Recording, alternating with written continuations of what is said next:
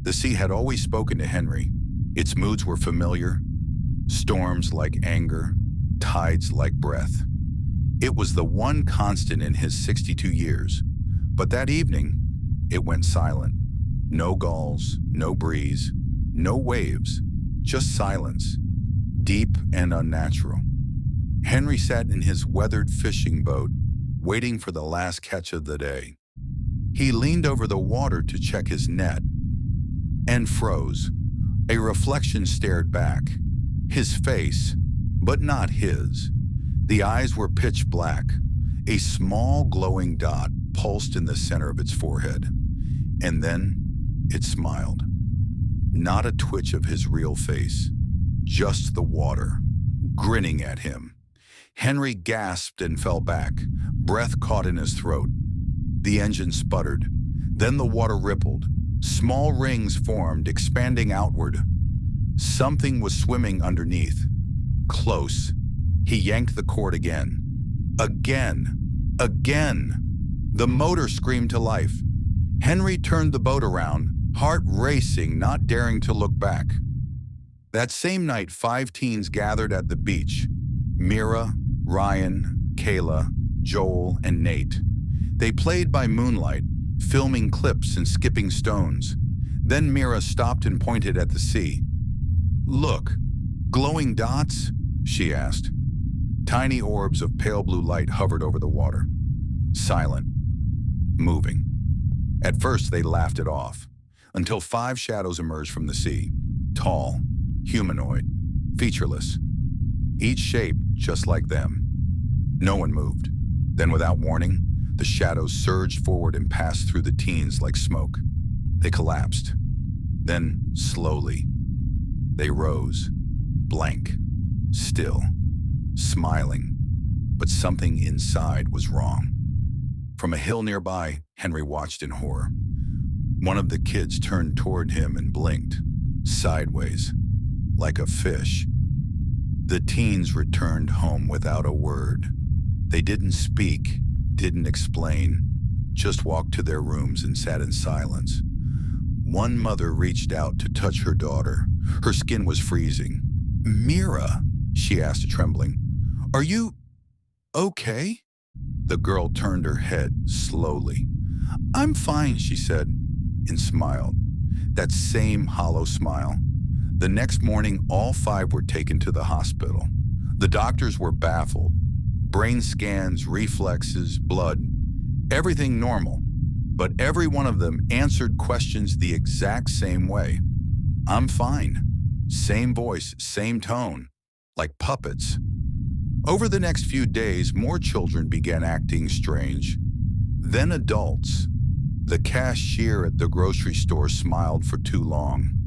A teacher repeated the same sentence 5 times. A family dog barked and ran from its owner's child.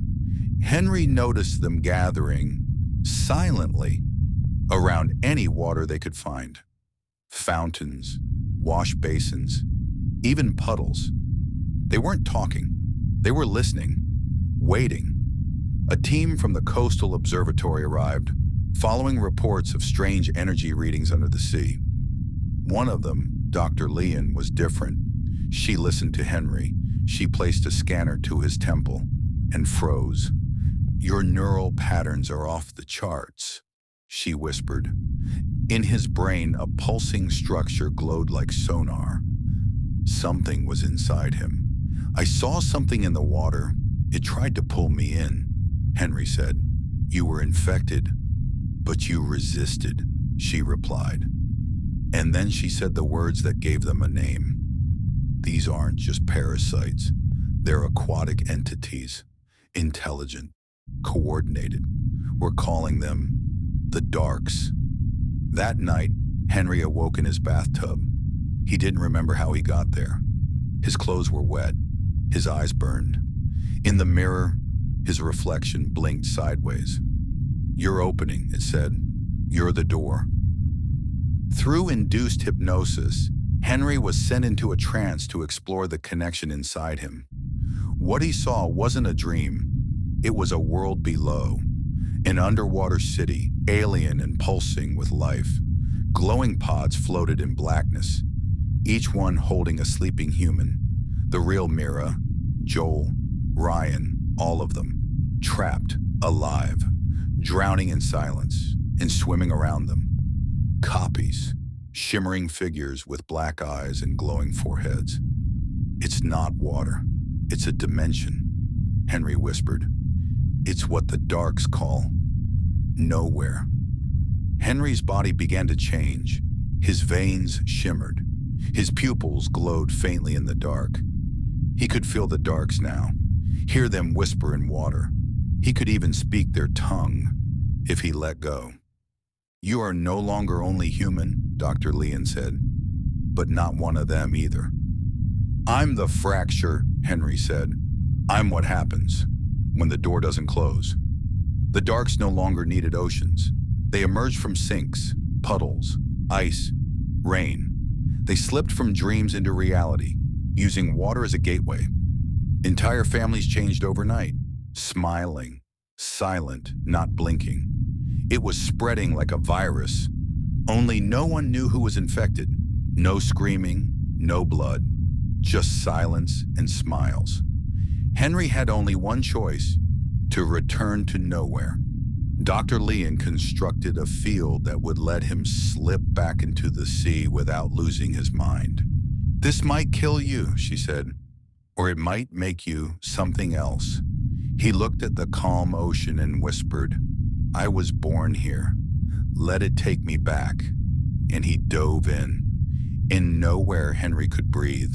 Swim, command water. He tore through the tendrils, fought shadows that screeched with memories. He reached the pods. Mira's eyes fluttered open. Uncle Henry? She said. He smiled, human, just barely. Time to go home. The sea around them began to collapse. The Darks screamed, flooding toward him. But Henry, now glowing with a strange energy, held them back. I can't leave, he said. I'm the only one who can hold the gate. Mira reached for him. No. He touched her cheek. I'm already halfway gone. And with one last burst of light, he sealed nowhere from within. The pods floated upward, and Henry was gone. The town slowly healed. The ocean grew quiet again. The Darks stopped appearing. But 1 year later, Mira showed her therapist a drawing. This man, he comes in my dreams. He watches the sea. He smiles. He's still there. The drawing showed a tall man with glowing eyes standing on a cliff by the water, alone. The last Dark who chose to protect us. Henry. You watched, but did you truly see? What hides beneath still waits and watches back. This is only the beginning. Like, share, and subscribe before the next wave drags you in.